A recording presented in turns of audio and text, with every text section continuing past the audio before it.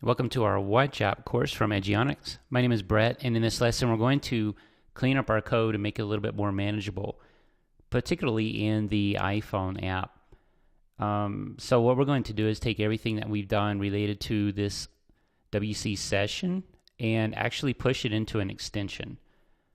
So down here, the bottom of the class, I am going to create an extension called View Controller. This is just extending the current View Controller class, and I want to take all of this code here, move it down here, and anything related.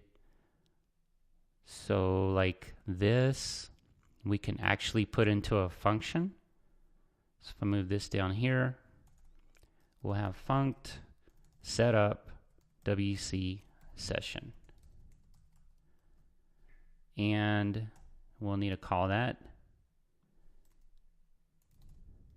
like that. And we should not lose any functionality at this point, so I'm going to save and build. So build for running. And I'm going to run the watch. Let me bring up the iPhone simulator. Run our iPhone as well. And let's see, send data. So that worked. The watch received it. So we're still good there. Send data to the iPhone. And we should see from watch change. So now everything is still working fine. All right, so this is not the end of what we can do here. We did receive application context. We're going to actually have another where we are, so this right here is also for the application context right there. We're going to have another where we're doing user info. So it's a different way of sending data. It's going to follow a similar pattern where we have one of these callbacks, and we also use this pattern here of checking, is it paired? If there's an error, catch it. If it's not paired, then do something else. And the only thing that's going to change with these other ways of sending data is this line. So how do we reuse all this code here and allow this line to vary? That's what we want to do because it's really good code reuse. The first thing we're going to do is create a function for this pattern, and I am going to put that here, call it funct send data, put that there, and let's see, we're going to create another for our application context. This is going to be called send application context, and we actually need this here. We're going to put that there. Right here, we're going to go ahead and do send application context. Now you may be saying, okay, well, when we go in here and we add another function for send user info, it's going to basically be the same pattern, except right here we'll have send user info.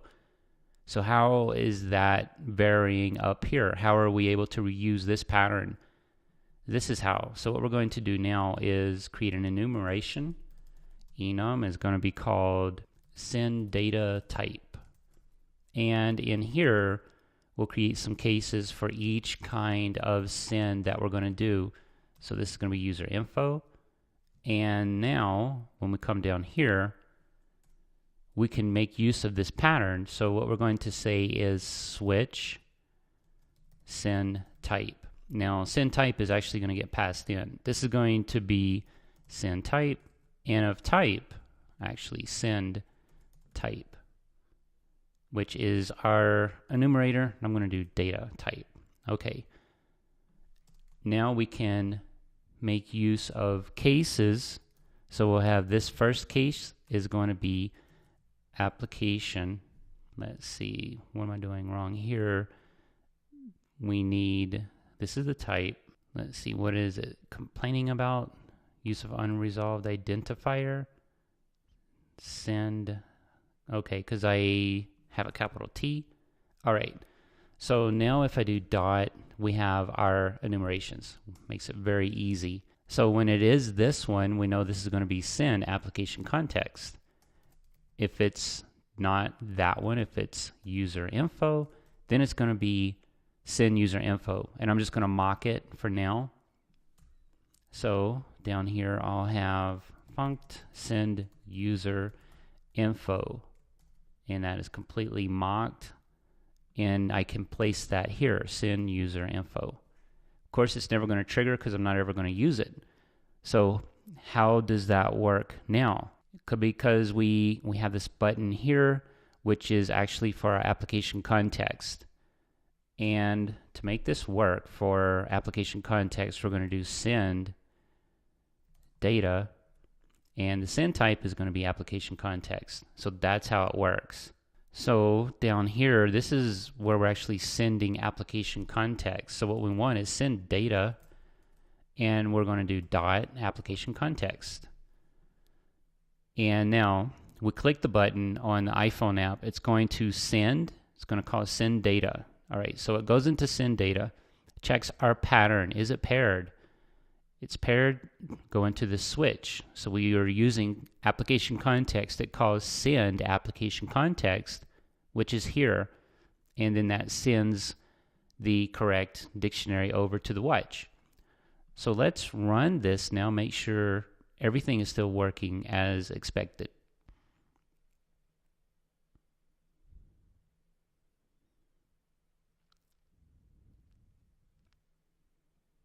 And I'll bring up the iPhone.